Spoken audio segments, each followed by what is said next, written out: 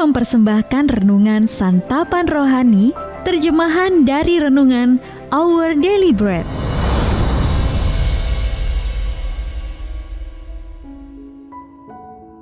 Untuk menerima notifikasi video baru kami, silakan tekan tombol subscribe dan tanda lonceng di bawah ini.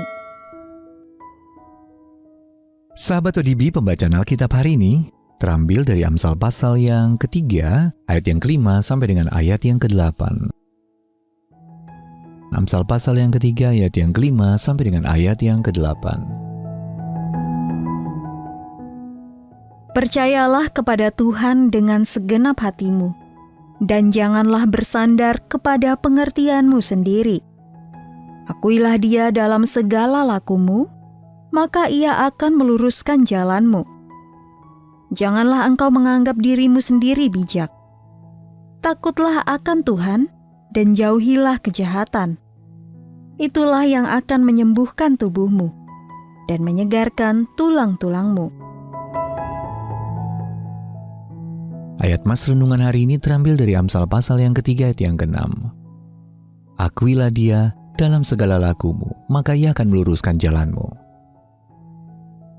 Renungan hari ini berjudul Lompatan Iman, ditulis oleh Kimya Lauder.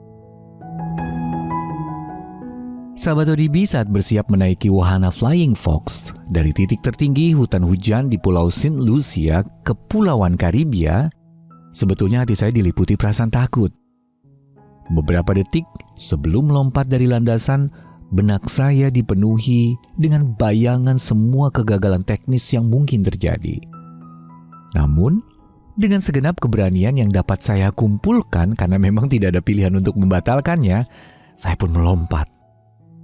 Saat terjun dari puncak hutan, tubuh saya melesat melewati rimbunan pohon hijau. Dengan angin bertiup menerpa rambut, dan kekhawatiran saya perlahan memudar. Saat gravitasi membawa saya melesat di udara, landasan tujuan semakin jelas, maka setelah saya mendarat dengan mulus, saya tahu saya telah tiba dengan selamat. Pengalaman naik Flying Fox itu memberi saya sebuah gambaran mengenai saat-saat ketika Allah mendorong saya untuk menjalani suatu usaha baru yang menantang. Kitab suci mengajar kita untuk mempercayai Allah dengan segenap hati dan tidak bersandar kepada pengertian kita sendiri. Di saat kita merasa ragu dan tidak pasti, ketika pikiran kita dipenuhi perasaan takut dan ragu, jalan di hadapan kita pun bisa tampak kabur.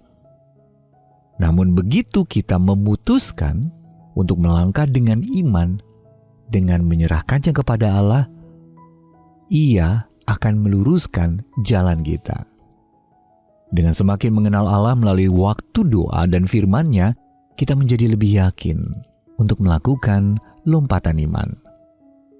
Kita dapat menemukan kebebasan dan ketenangan di saat-saat sulit sekalipun ketika kita berpegang teguh pada Allah dan mengizinkan Dia menuntun kita melewati perubahan-perubahan hidup yang terjadi.